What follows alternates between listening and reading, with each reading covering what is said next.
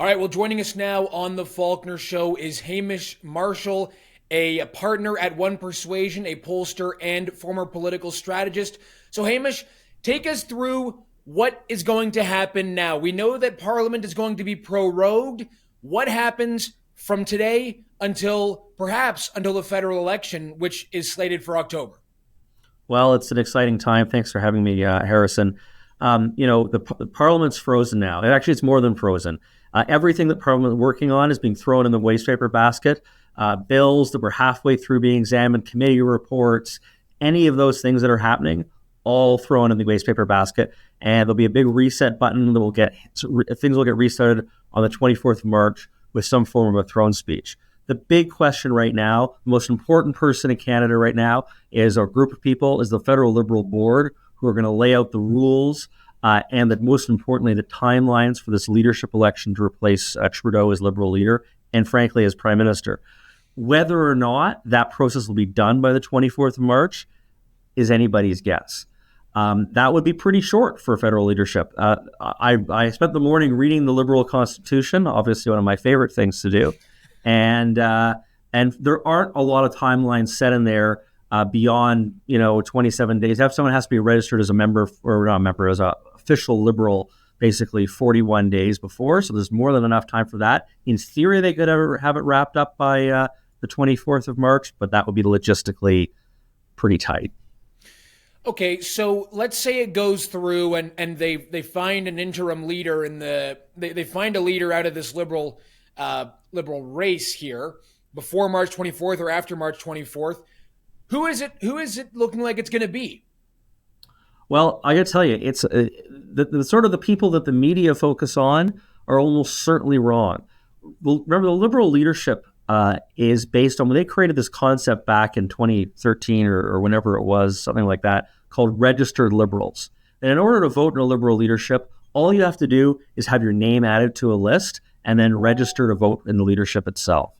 That means that anybody can be signed up. It's not like a federal conservative membership where you have to buy a $15 membership and you have to be able to prove that it was your own money you spent. There's no money changing hands, which means that the people who are going to be the winners in this are the people who can sign up the most number of people, many of whom probably won't even know that they've been signed up. And it will happen en masse. And it's about who has the best organizers to do that. And that doesn't necessarily mean who is going to be the most famous minister on TV or Mark Carney. And, does Mark Carney he's been out of the country for a long time? Does he have the connections with organizers to make it happen? We'll see. And just as a political strategist, what would you say to Mark Carney, who may be seriously contemplating entering federal politics with this chance to become the Liberal leader and for a short period of time the Prime Minister if he does win? It seems to me that anyone who does take this position is almost certainly going to be, throwing out their chances of ever actually becoming Prime Minister or winning a mandate for themselves. I think there's two things to that. In order to be put your name on a ballot to lead a federal party, you got to have a fair bit of ego with you. Anybody who's running, in their heart of hearts, is going to believe, whether you and I believe it or not, it's another story. They're going to believe that they have the opportunity to turn this around. Maybe win, maybe knock the Tories down to a minority. Who knows? But they're going to believe that they have the ability to change the channel and deliver. That's number one. Number two, you get to be prime minister, a former prime minister forever. I mean, Kim Campbell was prime minister for 15 minutes, and she still gets trotted out on important panels and gets fancy jobs and gets invited to things as a former prime minister. So that's a prize worth having for a certain sort of person anyway. And so even if the idea of just being prime minister for an afternoon or whatever it's going to work out to be, you still get to be on the list. You still get to be the prime minister of Canada on every list. Your Wikipedia article will say that for the next 1,000 years. That matters to some folks, and better to be Kim Campbell than some cabinet minister who didn't run in that leadership, who none of us remember today. Right. So let's say that the next prime minister, the 24th, isn't Pierre Poilievre. Maybe the 25th prime minister certainly looks like it will be. If an election were held today, how big will Pierre Poilievre's mandate be? Well, I think right now it'll be somewhere in probably the range of 215 to 230 seats, which would make it the largest in Canadian history by a significant margin. We'll see how leadership goes. There is a certain group of people who are going to be attracted back to the Liberals' leadership. Whether they'll stick with it after the leadership is another story. But I fully expect the Liberal Party polling to drift up in the next couple of months. Probably not by 10 points, but maybe by 2 or 3 or 4. I think we could see them go from consistently somewhere around 20, 21% to back up in the 25% range. I think that's realistic as they go through this leadership process. Especially, this leadership process is going to dominate all the media for the next few months. Canadians are going to be inundated because we're choosing a prime minister. The big question, again, is whether or not that process will be done before Parliament comes back and whether the NDP decide to force an election before that process is over. I can't imagine there are many Trudeau loyalists left in the Liberal caucus or in the PMO, but I'm sure some of them think to themselves that the only person who is capable of leading the Liberal Party right now and succeeding at a federal level is Justin Trudeau, and all the others are just weak copy attempts at Justin Trudeau. Is there anything to that, to the idea that Justin Trudeau is still the best person to lead the Liberal Party in the election? He certainly thinks so. Even his remarks today, he didn't say, I can't win an election against Pierre. His message very much was, I can't fight Poilievre if I'm fighting for my survival internally. I can't fight 2 battles at once. Not I can't go and fight and win that one. So I'm convinced that him and many of those few loyalists left probably do believe that. Look, anybody who's underestimated Justin Trudeau over the years has ended up on the wrong side of things. He's a formidable fighter. But at this point, his personal numbers were so bad, so awful, that I think that that almost anybody will have slightly better numbers than him, unless, of course, they manage to choose somebody who's even worse. So prime ministers have come back from defeat. His father did that. Is there any chance that that Justin Trudeau might come back? May time be benefit to Justin Trudeau? May it do him well? Do you think that there's a possibility of Trudeau ever making a comeback? Well, I think the scenario that his father went through around this time in 1980 is actually a kind of a bit of an example. Trudeau Sr. had announced his resignation after the 1979 election. The Liberals realized they could bring down Joe Clark's government in late 1979 and basically brought Trudeau back. He sort of unresigned as leader. He was still leader, and the election was called, and away they went, and he was able to win a majority.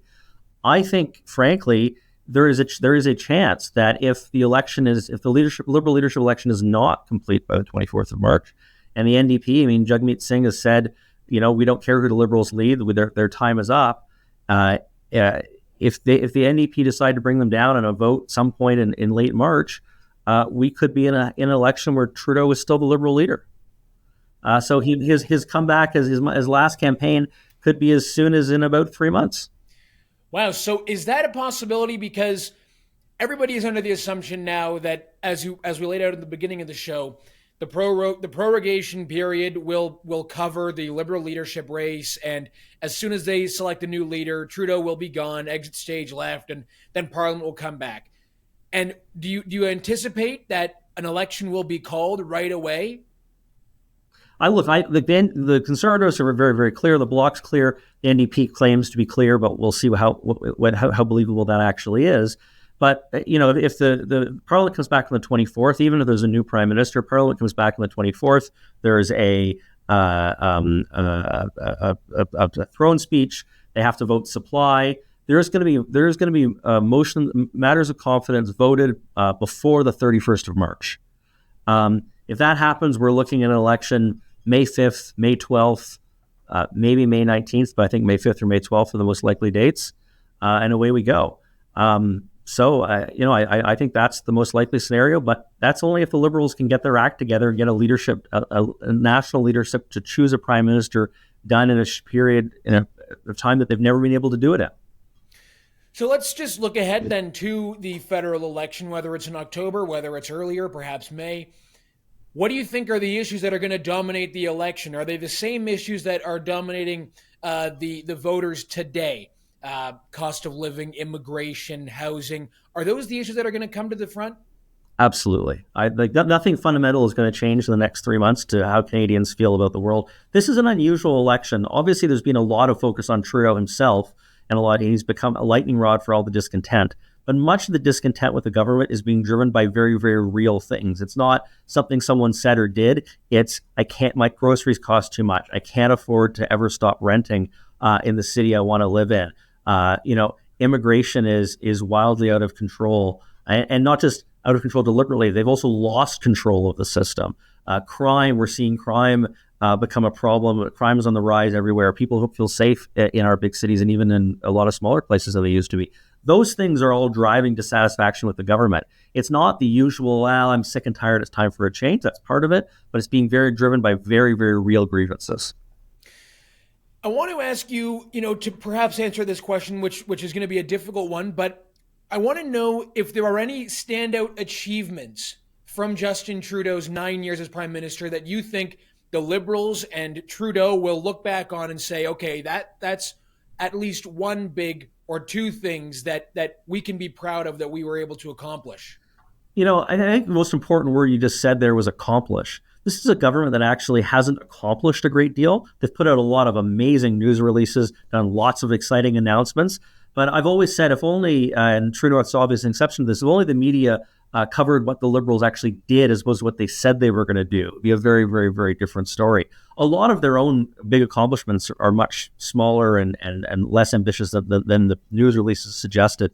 I don't think they actually accomplished an awful lot, apart from really driving up the cost of everything, making crime prevalent in the country, and creating a real instability in our investment climate, which is ultimately will take us decades to fix.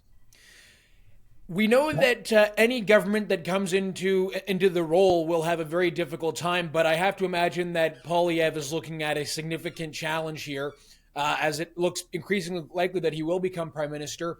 What do you think that first year is going to look like for a Pierre Poilievre majority government? Do you anticipate there being lots of roadblocks and lots of issues that are going to be in their way? Look, it's going to be, there's a lot of politics and a lot of elections and voting to happen before we get there. But, Mr. Poilievre's got a very ambitious agenda, and that will run into lots of institutional roadblocks in Ottawa. But, I've known Mr. Poilievre for 25 years, and I don't know anybody as focused and determined. And I have no doubt that if anybody can overcome those institutional roadblocks, it's him. But he's got an election to win first, and that's going to be his absolute focus until election day. Before I let you go, I have to see if I can get a name from you, perhaps a guess as to who might lead the party in this shortened period. Is it going to be LeBlanc, Carney, Champagne? Who do you think it's going to be? So my prediction, I'll slightly weasel out of it, is that whoever Navdeep Bains endorses, the former cabinet minister who's got the ability to sign up huge numbers of people, whoever he endorses is going to be the winner. That's an interesting take, actually. That's one we'll have to see what happens. We'll be paying attention then to who Navdeep Bains, of all people, chooses to endorse, because you've heard it here first from Hamish that Navdeep Bains could be, in fact, the kingmaker in this instance.